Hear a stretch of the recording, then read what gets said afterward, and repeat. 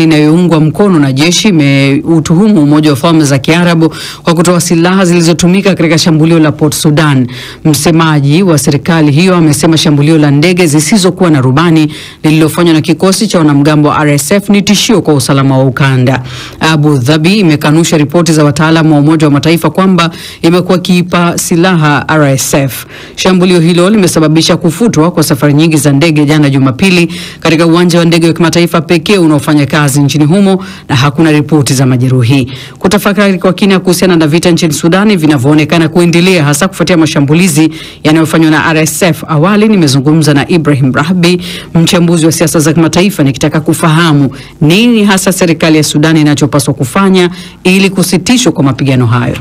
Ukitazama kile kinachoendelea ndani ya Sudani hivi sasa, unaweza kufahamu tu kuwa kama mambo yako nje ya mstari, kama vile wameshindwa sasa kutuliza ile hali. Na nimejaribu kufuatilia vyombo vya habari vingi, nadhani vyombo vya habari vingi vimekuwa vikichapisha picha ya upande mmoja zaidi, upande wa jeshi, ambalo mashambulizi ya RSF yamekuwa yakitajwa sana. Lakini ukijaribu kuangalia vyombo vya karibu na vyanzo vingi, utagundua kuwa na mashambulizi ya pande zote mbili. Mfano, kumekuwa na mashambulizi kwa mara ya kwanza upande wa mashariki mwa Sudani, hasa kule Port Sudan ambako ndio jeshi lilikimbilia awali, na kumekuwa na mashambulizi kwenye uwanja wa ndege. Lakini Port Sudan pia imeshambuliwa. Ni eneo ambalo linahifadhi watu wengi sana. Lakini ukirudi nyuma utaona kuwa jeshi lilianza mashambulizi kwenye uwanja wa ndege wa Nyala uliopo Darfur ya Kaskazini, ambapo kuwa ndio RSF na wao kupokea misaada yao na silaha kupitia uwanja huo. Kwa hiyo haya majibizo ya upande wa pili ni kama RSF wanajibu kilichofanywa na jeshi. Ukitazama kwenye mstari wa vita utaona kuwa vita imeadvance, naweza kusema imeenda mbele zaidi, sio kwamba wanarudi nyuma. Wanaonekana kuwa bora zaidi kwa vifaa zaidi vya kisasa zaidi vya vita. Manake unaashiria kuwa hii vita haionekani kumalizika, isipokuwa wanaoichochea basi wanamwaga petroli sawa sawa. Unaposema vita inakwenda mbele na tunaona kwamba RSF inaendelea kuwa na nguvu hasa katika mashambulizi yake, na umeeleza punde juu ya vifaa na nguvu inayotumika, nani anawapa nguvu hizo? Bila shaka pande zote mbili zina misaada kwa sehemu zote. Tumekuwa tukifahamu kuwa jeshi linapokea usaidizi kutoka kwa mshirika wake wa karibu kabisa, Misri, japo kuna nchi zingine ambazo zimekuwa hazitajwi zinazowakilisha pia upande wa jeshi. Lakini tuna kesi ambayo inaendelea kule ICJ kwenye mahakama, ambayo iliwasilishwa na Sudani wenyewe wakishutumu Imarati kwa kutoa misaada kwa upande wa pili wa RSF. Hiyo imekuwa wazi na iko hivyo. Tulifahamu kuwa misaada ilikuwa ikipitia Chad kwa mujibu wa Umoja wa Mataifa, lakini tumesikia hivi karibuni kuna misaada ambayo inapitia upande wa Somalia kule Puntland, Bosaso, na Imarati amefunga rada mpya ya kisasa kule kwa ajili kutoa usaidizi wa RSF.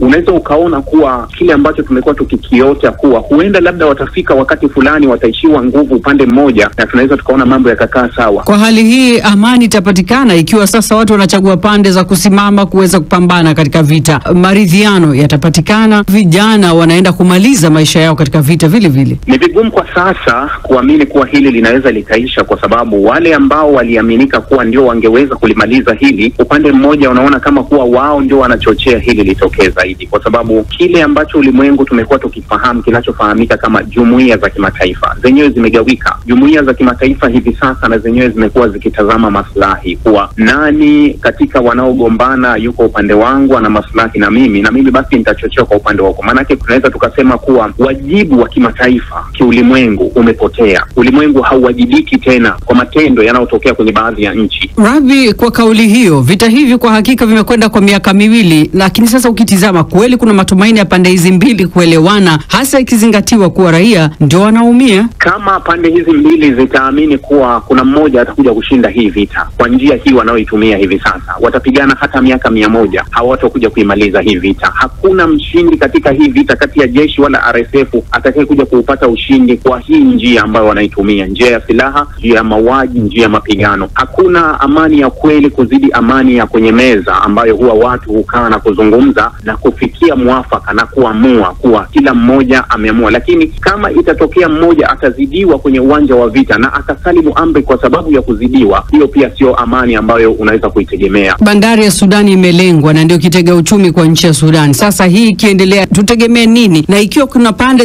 zinazosikilizwa, mbona jamii ya kimataifa imekaa kimya? Na tunaona kwamba ili wazungumze kuna maslahi mahali fulani. Maslahi ni hayo tunayaona, kuna dhahabu na madini mengine yanaondoka nchini nchini Sudani wakati wao wanaendelea kupambana? Ni kweli unachokisema kuwa bandari imeshambuliwa, na hii ndio sehemu pekee ambayo ilikuwa kiasi inaweza kusema kuwa inasaidia kuingiza misaada, kwa sababu eneo la mashariki lilibaki kuwa ni eneo lenye utulivu, na ndio idadi kubwa zaidi ya watu waliokimbia awali kwenye miji mikubwa ya Omdurman, Khartoum na miji mingine walikimbilia upande wa mashariki, kilinganisha na eneo la Darfur kwa kiwango kikubwa sana lilikuwa na mashambulizi makubwa. Lakini hivi sasa tunashuhudia mashambulizi yamehamia upande wa pili wa mashariki. Hili lilitegemewa baada ya RSF kupoteza Khartoum na Omdurman. Hili tulitegemea kuwa litakuja kutokea, kwa sababu RSF wanachokitafuta hivi sasa ni kuchora mstari wa kugawa nchi, na hii vita inapohamia upande wa pili wa huku, nadhani walichokifanya RSF ni kutaka kuwapa hisia zile wanazozipata wao kwa upande wa pili, yale madhila na adhabu wanazozipata watu wa Darfur, na wakazihamishia na wao upande wa mashariki, na wao wahisi kidogo kile ambacho wanakipata huku. Lakini yote kwa yote ukiweka kwenye mizani kuwa awali ilikuwa Khartoum, Omdurman wakaonekana kama wavamizi, hawaungwi mkono sana na idadi ya watu, na ndio maana hata juzi kwenye mashambulizi yaliyotokea kwenye mji wa El Nehud bado vurugu ilikuwa kubwa. Watu walidai kuibiwa mali, kupigwa hovyo, vilionekana gari na wapiganaji wa RSF wamepigwa maduka, wameiba, wamefanya kila kitu. Sasa huku kunakoelekea upande wa mashariki, kama vile tuseme kuwa vita ilikuwa labda 70%, sasa wanataka kuipeleka juu ya 80%. Ndio maana mimi jicho langu nakwambia sioni kupungua chochote, nachoona vita inazidi zaidi, sio kuwa inapungua tena.